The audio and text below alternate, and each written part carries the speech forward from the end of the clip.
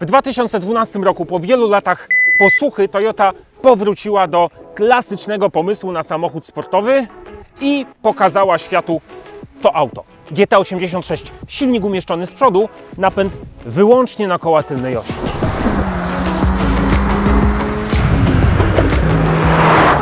Ale prawdziwy przełom nastąpił 4 lata później. Pojawił się Yaris ze znaczkiem GRMN. Dziś, w 10 lat po debiucie GT86, na rynku pojawia się to auto.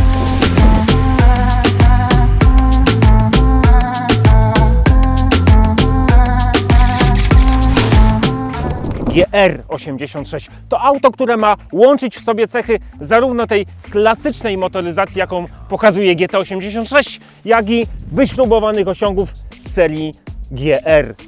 Dziś w Insiderze opowiem Wam, jak i na ile udało się inżynierom Toyoty połączyć te dwa style.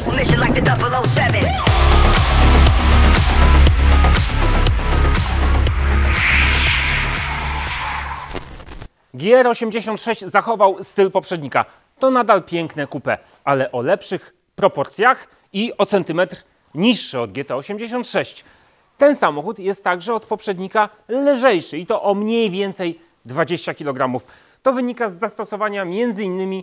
aluminium. Z aluminium mamy wykonany dach, pokrywę silnika czy przednie błotniki. Lżejszy jest silnik, lżejszy jest wał napędowy, lżejszy jest nawet układ wydechowy.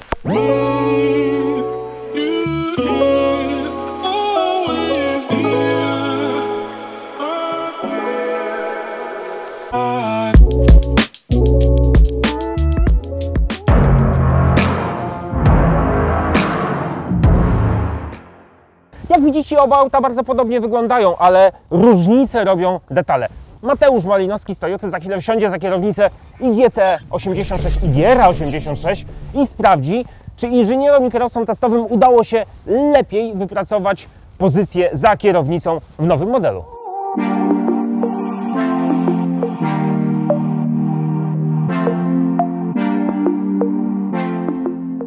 A są różnice? To znaczy pozycja za kierownicą i w jednym i drugim jest bardzo dobra, natomiast tutaj siedzimy jeszcze niżej. Zakres regulacji kolumny kierowniczej jest bardzo podobny, zarówno w jednym jak i w drugim samochodzie. Siedzi się bardzo sportowo, bardzo wygodnie i czuć to auto na plecach, jak to się mówi. A skoro wnętrzu mowa, GR86 to nadal bardzo analogowy samochód, ale w środku znajdziemy najnowszą generację multimediów z Android Auto i Apple CarPlayem.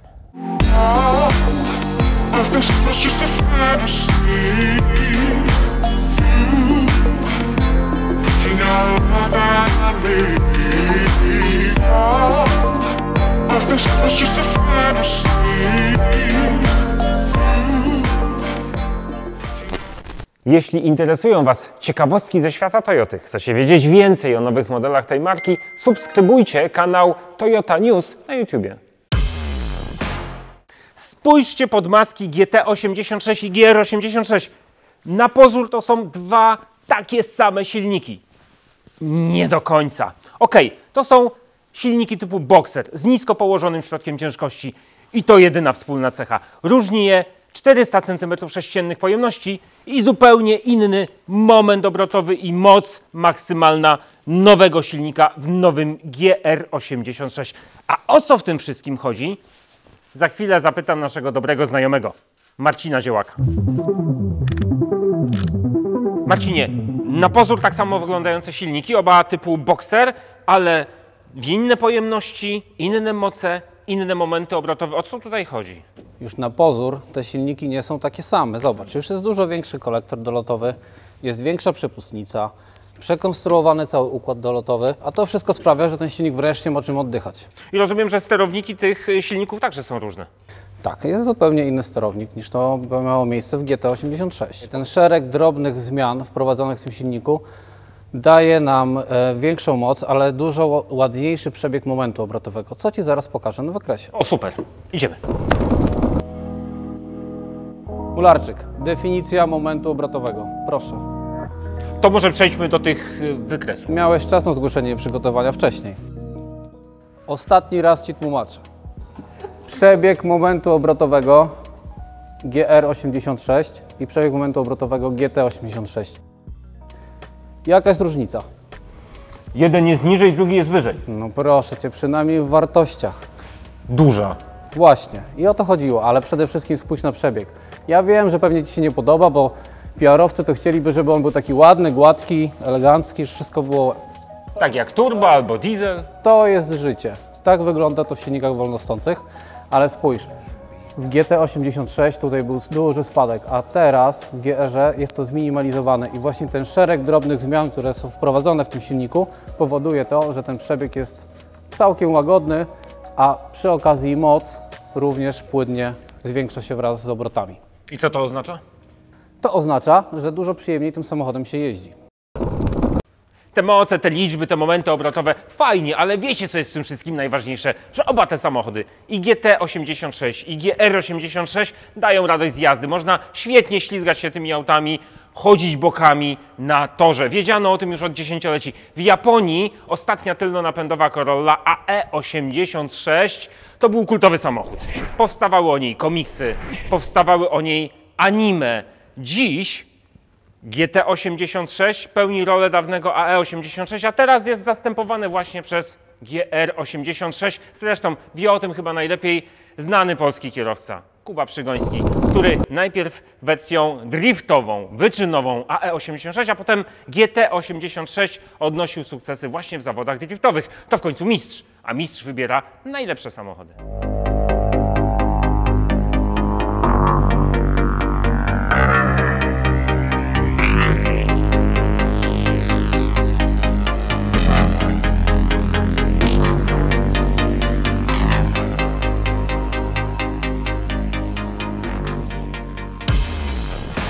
Reakcja na pedał gazu i precyzja układu kierowniczego i zawieszenia to jest przepaść względem poprzednika GT86.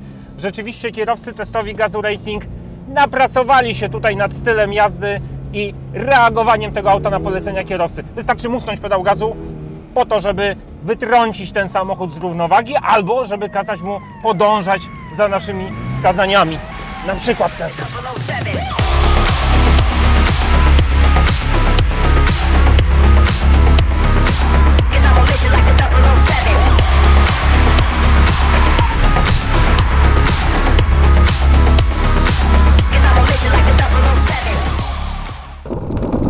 Według danych liczbowych to GR86 powinien być zdecydowanie szybszym autem. Czy tak jest? Za chwilę sprawdzimy oba samochody w sprincie do setki. Ale kiedy chcemy wyprzedzić na jezdni inny samochód, to korzystamy z tak zwanej elastyczności, czyli przyspieszenia z wyższych prędkości i zobaczymy, jak w tym parametrze radzi sobie GR86 względem GT86. A jeśli wyniki przyspieszenia do setki jeszcze Was nie przekonały, to spójrzcie na tabelę pomiarów elastyczności. Także w tej kategorii GR86 wyraźnie góruje nad swoim poprzednikiem GT86, mimo że zimowe warunki na torze nie sprzyjały pomiarom tylnonapędowych aut. Mateuszu, po co Polakom taki samochód? Robert, w dzisiejszych czasach królują auta z napędem 4x4 bądź auta przednionapędowe. Tutaj mamy napęd na tył, czyli idealne auto do nauki kontrolowanego poślizgu w takich warunkach jak dzisiaj, czyli chociażby podczas jazdy torowej. Czy Ty już wiesz, kto w Polsce sięgnie po taki samochód? Znasz klientów, znasz dealerów, jesteś bliżej tego rynku. Na pewno jest to bardzo dobra propozycja dla osób, które właśnie poszukują tylnonapędowego auta, bo jak wiemy GR Yaris jest autem z napędem 4x4. To też jest dobra propozycja dla klientów, którzy chcą auto z manualną skrzynią biegów. Bo mamy w ofercie tylnonapędową Supra 2.0, natomiast ona dostępna jest tylko ze skrzynią automatyczną. A masz mniej więcej już świadomość tego, jak duże jest to pierwsze zainteresowanie, jakiej grupie osób mówimy? Ile w tym roku tych samochodów pojawi się u klientów? Na całą Europę przewidziane jest 4,5 tysiąca aut. Od popytu na poszczególnych rynkach będzie zależało, ile każdy z krajów dostanie. Na pewno tego wolumenu 4,5 tysiąca na całą Europę przekroczyć nie możemy. No właśnie, bo to jest ciekawe. Wspomniałeś mi, że ten samochód jest bardzo limitowany, że on będzie w sprzedaży dość krótko. Tak, auto będzie w sprzedaży jedynie przez 24 miesiące. Czyli jeżeli kupimy to auto teraz, to jeszcze będziemy mieli samochód chyba mocno w przyszłości kolekcjonerski. Dokładnie tak. GR86 mimo wielu zmian w konstrukcji i w napędzie to na szczęście nadal klasyczna motoryzacja taka, jaką prezentował poprzednik. to nadal coupé z umieszczonym silnikiem z przodu i z napędem tylnych kół. Bardzo fajny samochód do jazdy na co dzień, ale także do zabawy, kiedy chcemy poślizgać się nim chociażby na torze. To wszystko prawda, ale w GR86 widać te ciężkie miliony wydane na motorsport i właśnie doświadczenia tam zdobyte są przenoszone na linię GR i na GR86. Jeżdżąc GR86 warto nauczyć się z gracją wsiadać i wysiadać z tego coupé. Inaczej obciach na mieście gwarantowany.